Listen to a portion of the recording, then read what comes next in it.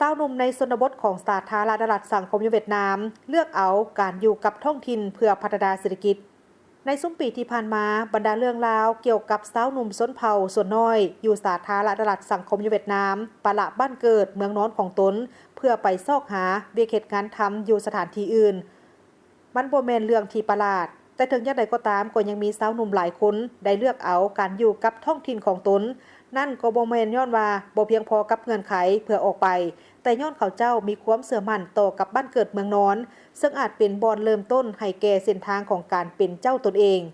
ตัวอย่างเท่าตวนเองตาแสงลองเพียงของแขวงซึลาสาธารณรัฐสังคมเวียดนามได้สุ่มใส่การปลูกต้นปาล์มเป็นสินค้า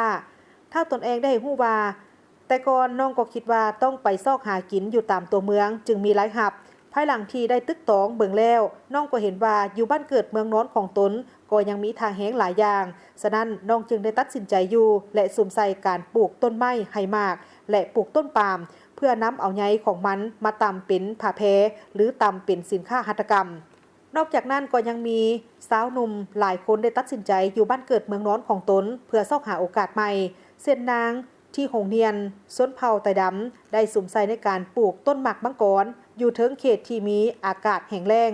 สาวหนุ่มคนนี้ได้สู่ซนกับความยุ่งยากและนับประการนับตั้งแต่การทดลองปลูก 2-3 ต้นมาถึงปัจจุบันนี้นางหงเนียนแม่นมีสวนหมากมังกรเป็นหมากดกนาและได้คุณภาพสูงอันดับต้นของเขต